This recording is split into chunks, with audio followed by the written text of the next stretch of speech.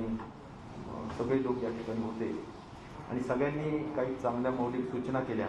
मी अगदी शॉर्टमध्ये काही महत्त्वाचे या ठिकाणी सूचना आणि त्याचं हे सांगू इच्छितो. एक नक्कीच आहे की आढाव्यामध्ये साधारणपणे आपल्याला डेथ रेट हा नक्कीच पूर्वीपेक्षा कमी झाला आहे.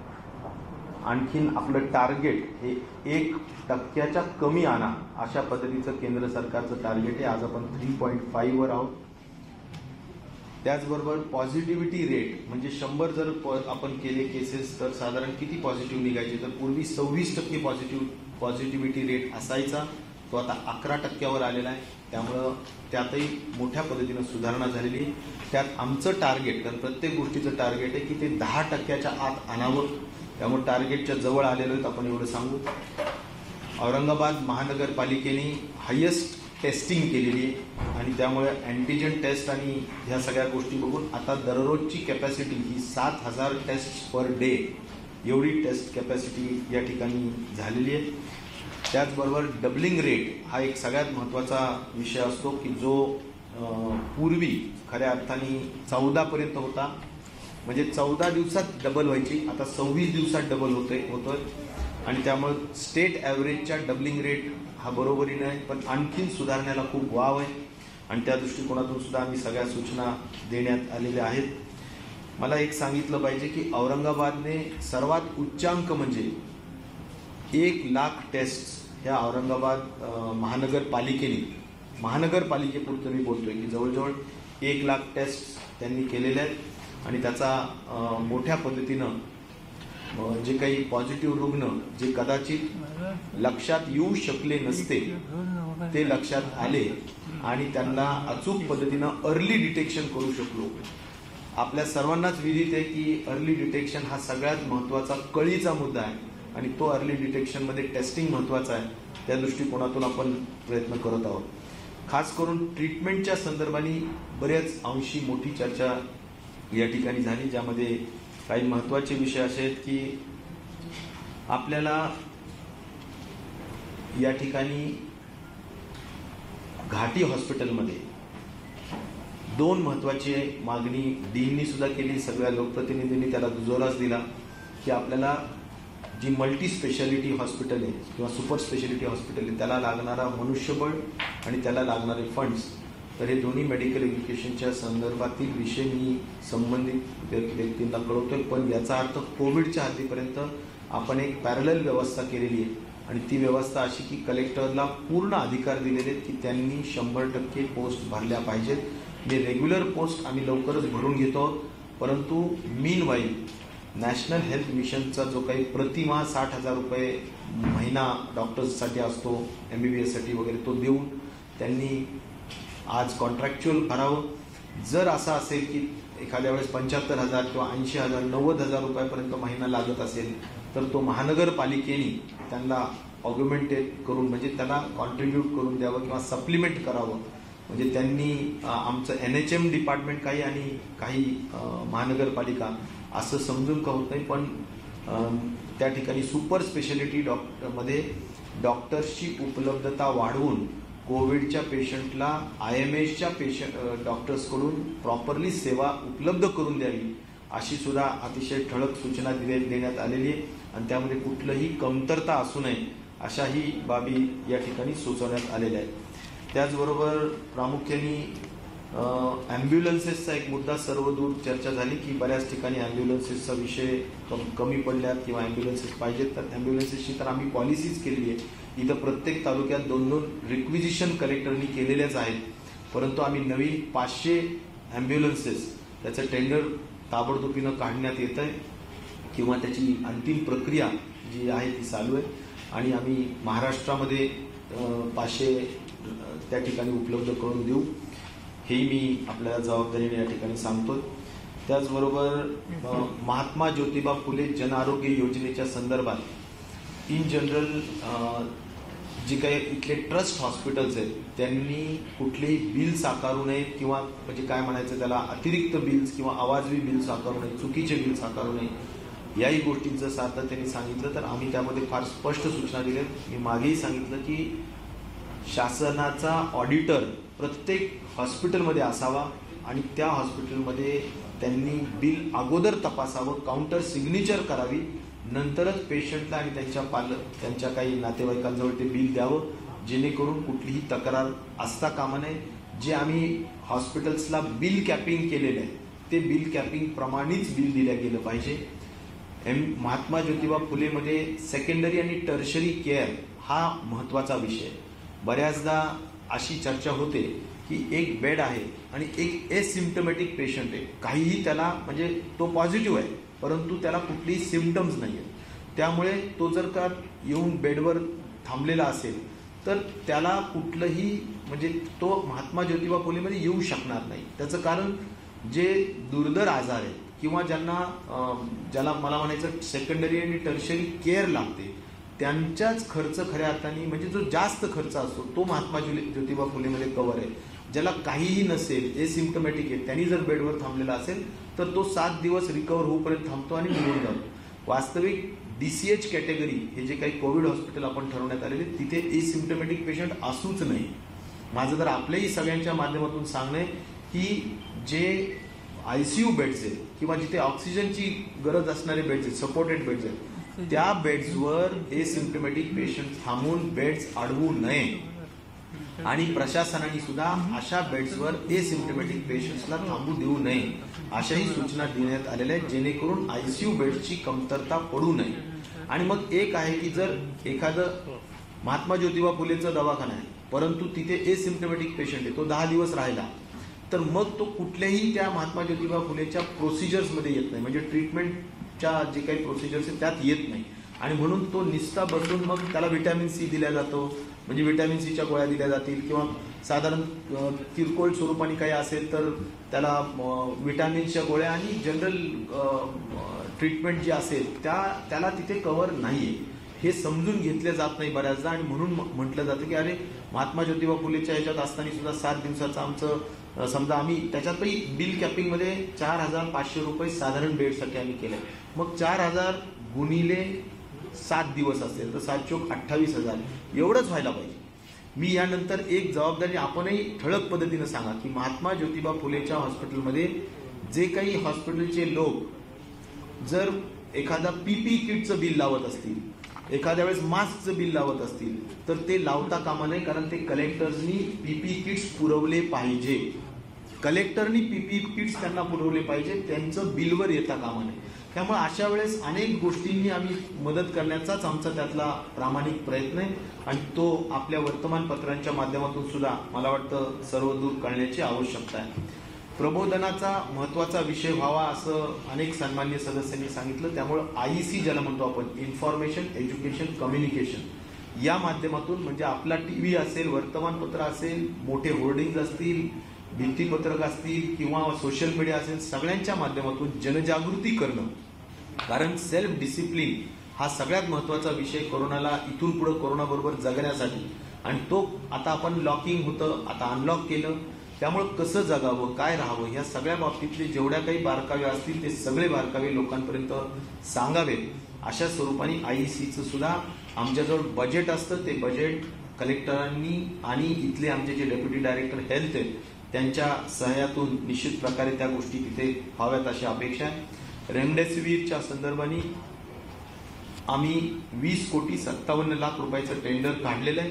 ते टेंडर काढलं याचा अर्थ ते पैसे सगळे कलेक्टर्सला दिलेले आहेत आणि कलेक्टर्सनी ते पैसे संबंधित जे 3 महत्त्वाच्या कंपन्या आहेत, हिट्रो, त्यानंतर सिप्ला, त्यानंतर मायलँड, ही 3 कंपन्या ह्या रेमडेसिवीर बनवतात आणि टॉसिलोजुमाब बनवतात. तर ह्या टॉसिलोजुमाबच्या संदर्भात सुद्धा मला वाटतं की जे काही ऑर्डर्स आहेत ते त्या कलेक्टरांनी आपापल्या गरजेप्रमाणे प्लेस कराव्यात आणि त्यांना 2-4-5 दिवसाच्या आत निश्चित प्रकारे उपलब्धता होईल असं मला त्या 3ही कंपनीच्या हेडनी खात्री दिलेली आहे आणि त्यामुळे त्याही बाबतीतला विषय सोडवला जाईल.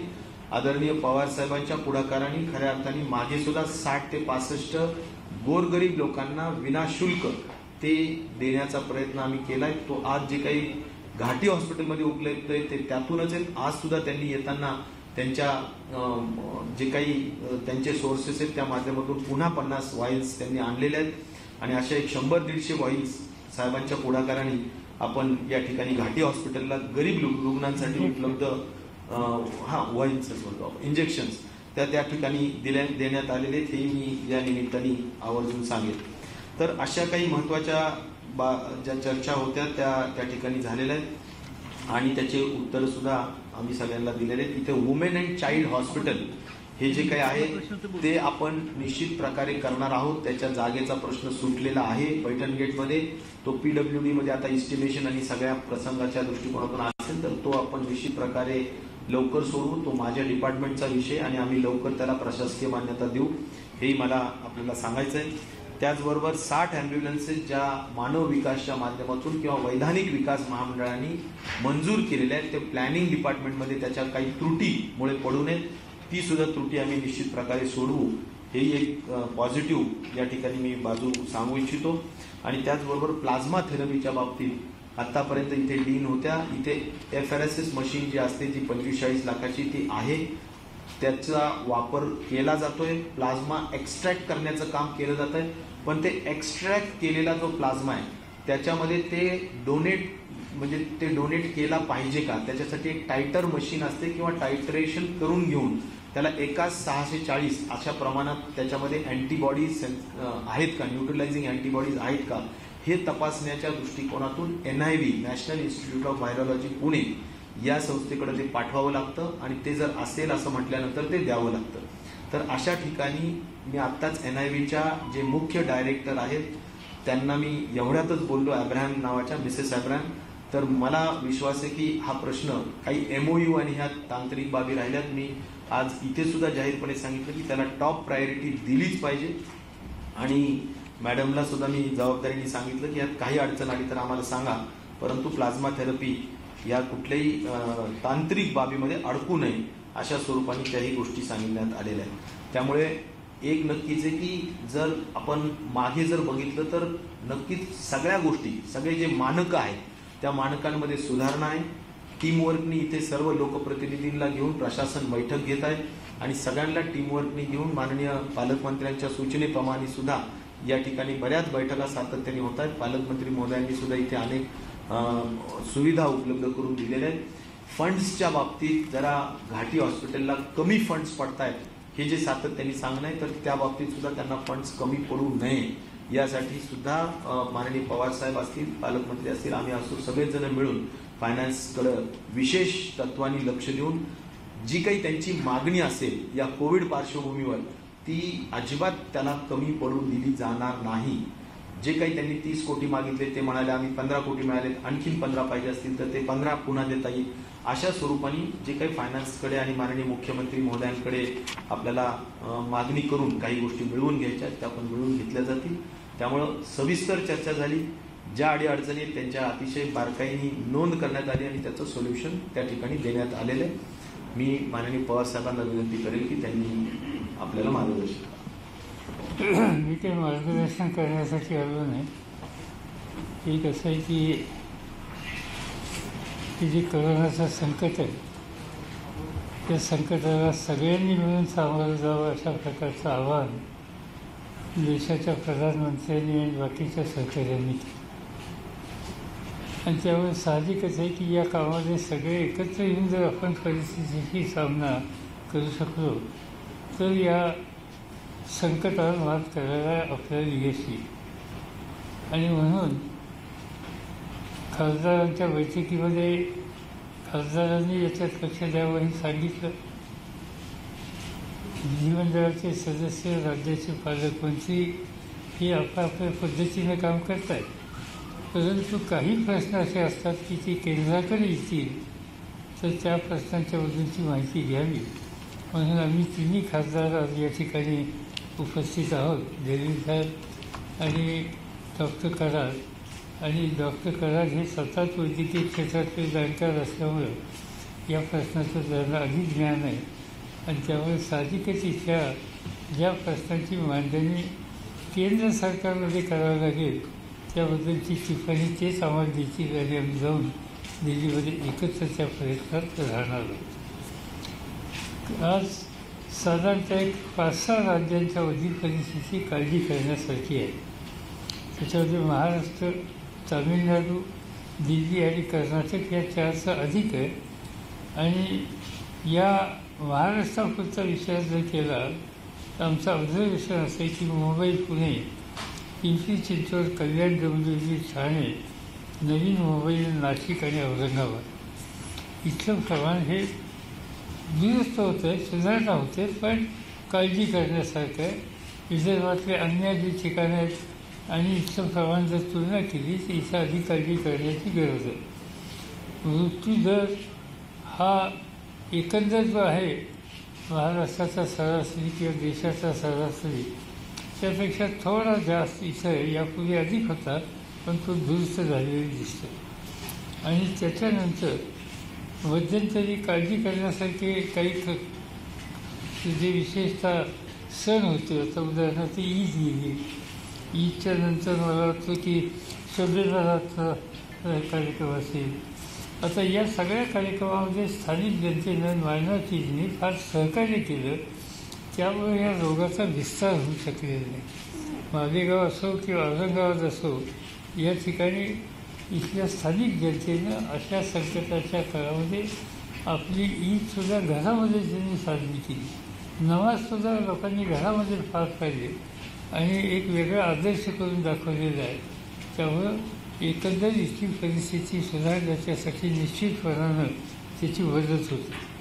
आणि त्यामुळे आपल्याला परिणाम असे दिसते, ज्याचा उल्लेख आता राजेश टोपेंनी केला की डबलिंग रेट याचा अर्थ जर आज 500 लोक जर 10 दिवसात किंवा 15 दिवसात पेशंट बनत असतील तर ते 15 दिवसाच्या ऐवजी आता 30 दिवस त्याला लागतात.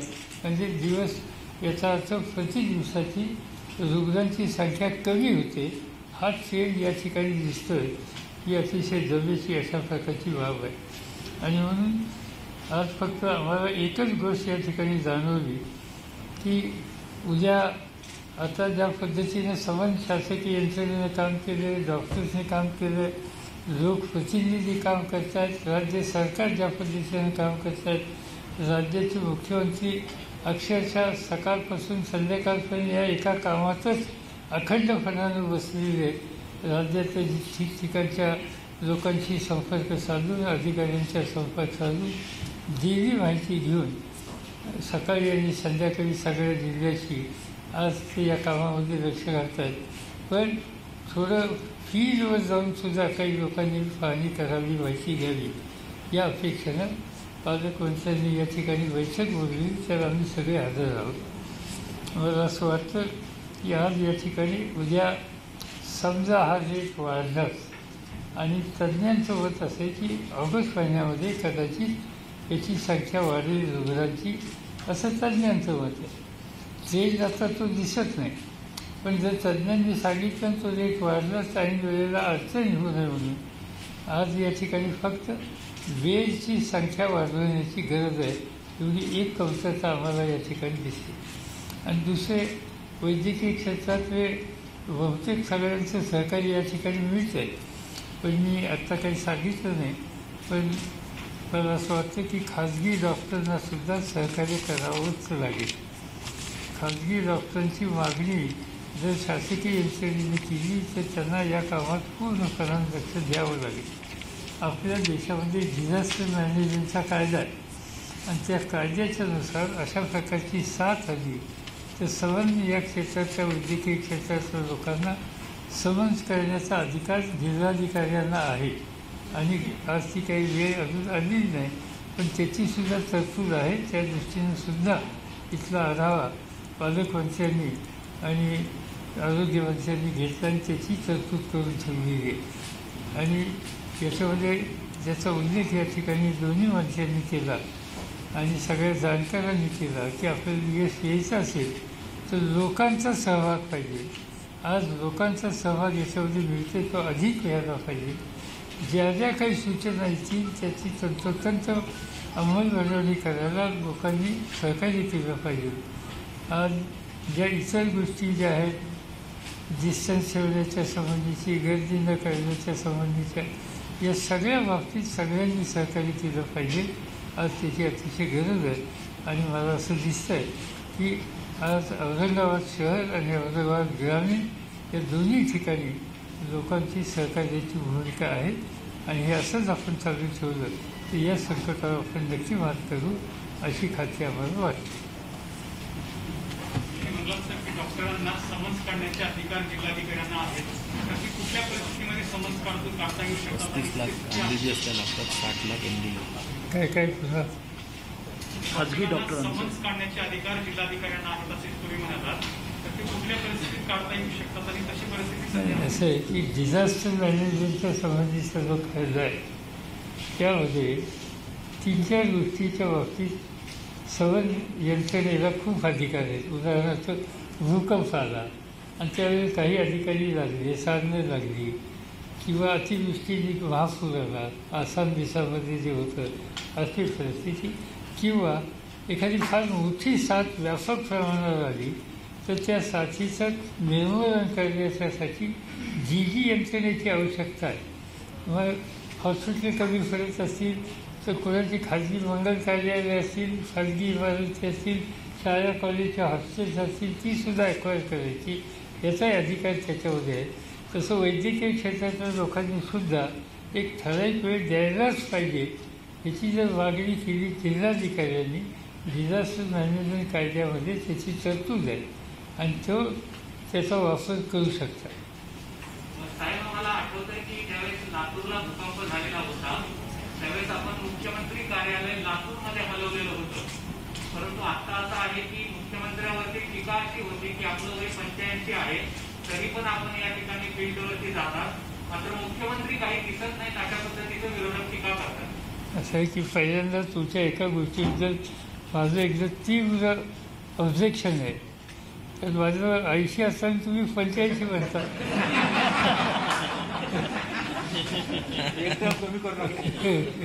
असो, एवढं वाढू नका. तो नाही. त्याच्यात गमत अशी आहे की लातूरचा जो भूकंप होता तो एका जिल्ह्यातल्या काही भागाच्या पुरता सीमित होता आणि त्यामुळे तिथे जाऊन बसण्याची गरज होती.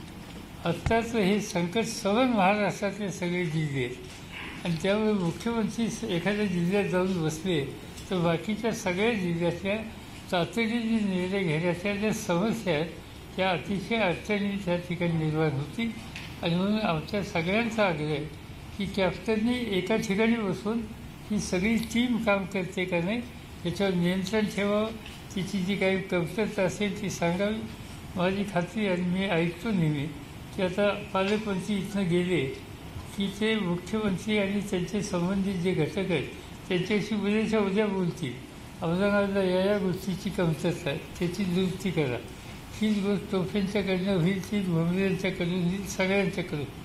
आणि म्हणून या सगळ्यांनी बाहेर काढण्याच्या संबंधीची लोकांची, संस्थांची, प्रशासन यंत्रणेची डायलॉग करून हा योग्य ठिकाणी पोचून तिथून निर्णय घेतले पाहिजेत. त्यासाठी अशा प्रकारची पद्धत. आता मी जातो तर मला करमत नाही म्हणून, तर मी सतत लोकांच्यामध्ये राहणारा माणूस आहे, मला एका जागी बसवत नाही.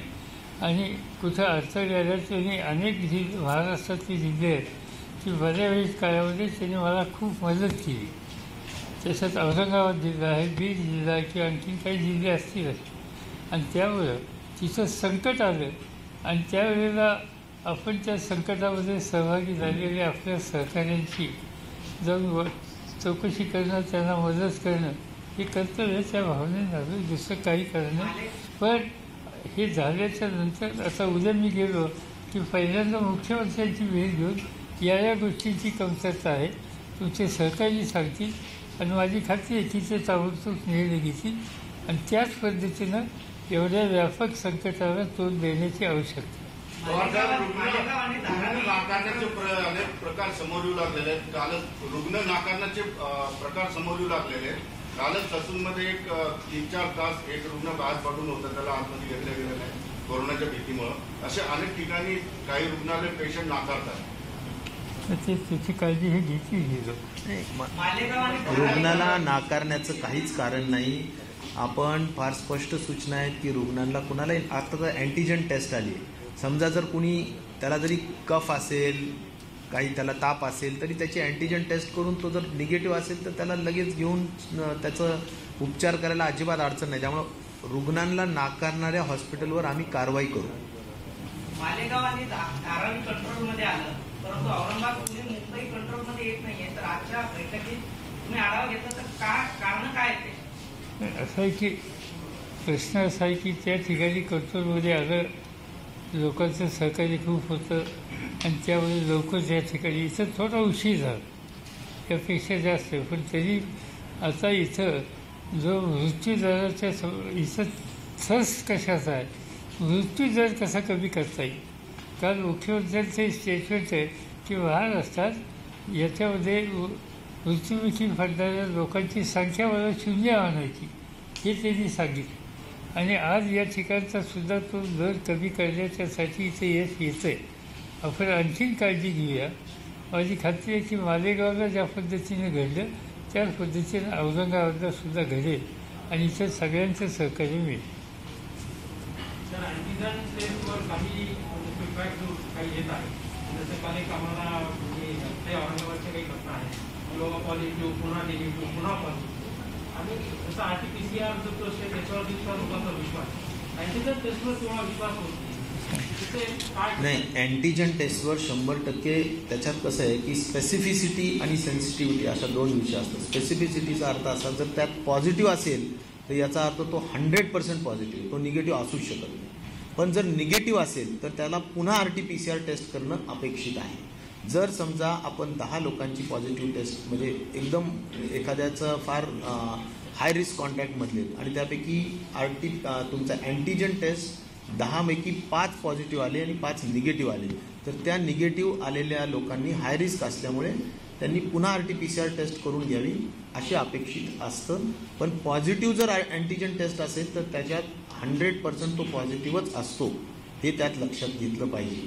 त्याची सेन्सिटिव्हिटी 50% आहे आणि स्पेसिफिसिटी 100% आहे. मग आरोग्य प्रशासनाचा असा निरोप का जातो की तो पुन्हा निगेटिव्ह आहे म्हणून, तेव्हा की पॉझिटिव्ह तो कोविड केअर सेंटरमध्ये उपचार घेतो आणि पुन्हा नाही, तसं होण्याचं, जर पॉझिटिव्ह असेल ना तर त्या पॉझिटिव्हला निगेटिव्ह कधीच होणार नाही, हे मी तुम्हाला खात्रीशीर सांगतो. RT-PCR पॉझिटिव्ह असेल तर तो निगेटिव्ह होणार नाही आणि अँटीजनमध्ये पॉझिटिव्ह असेल तरी तो निगेटिव्ह होणार नाही. पॉझिटिव्हिटी 100% कन्फर्म्ड असते, निगेटिव्हिटी फॉल्स निगेटिव्ह असू शकते. देशाच्या अर्थव्यवस्थेला चालना देण्यासाठी केंद्राने एक मोठं पॅकेज घोषित करून कालावधी होत आहे, तर त्याचे लाभ लोकांपर्यंत पोहोचतात का? तुमचं ऑब्झर्वेशन काय आहे? असे अजून तर काही आम्ही याची माहिती घेतलेली नाही आणि काही इथपर्यंत अद्याप काही आले असं आम्हाला दिसत नाही. आत्ता फक्त राज्य सरकारचा प्रयत्न हा आहे की उद्योगसुद्धा रिव्हाय कसा करायचा. इनफॅक्ट आता आज या ठिकाणी उद्योगमंत्री आहेत, त्यांचे सतत प्रयत्न चालले आहेत की इंडस्ट्री रिव्हायवल कशी होईल, इकॉनॉमी रिव्हायवल कशी होईल, कामगार जो बाहेर निघून गेलेला तो परत कसा येईल. आणि आज आजचा जो एकंदर इंडस्ट्रीमध्ये 30% 32% लोक आहेत ते नेहमीसारखे कसे होतील. त्याशिवाय पण शेवटी आपल्याला जसा आरोग्याचा हा क्रायसिस आहे तसा आपल्याला इकॉनॉमी रिव्हायवल करणं हा सुद्धा क्रायसिस आहे, तेही चॅलेंज आहे आणि या दोन्ही गोष्टीकडे आपल्याला एकत्रित लक्ष द्यावं लागेल. चला आता जाऊन द्या. महाविकास आघाडीचे शिल्पकार म्हणून तुम्ही या सरकारच्या कामकाजाकडे कोरोनाच्या काळामध्ये कसं पाहताय? तसं आहे, आता या ठिकाणी करोना वगैरे या सगळ्या प्रश्नासाठी आले तसं कशाला आणखी नाही, कोरोनाच्या कामकाजामध्ये मुख्यमंत्री प्रशासन याकडे तुम्ही कसं पाहताय असं मला उत्तम चाललेलं आहे. तुमचं सहकार्य राहून द्या. एक प्रश्न आहे, सध्याच्या परिस्थितीमध्ये फक्त हॉस्पिटलचे जे वाढीव बिल आहेत, वाढीव बिलामुळे लोकांना बऱ्यापैकी मनस्ताप सहन करावा लागतो. हॉस्पिटलच्या वाढीव बिलाबद्दल डॉक्टर शिंदे इथं आहेत, ते बसून सगळे प्रश्न सोडवतीलच.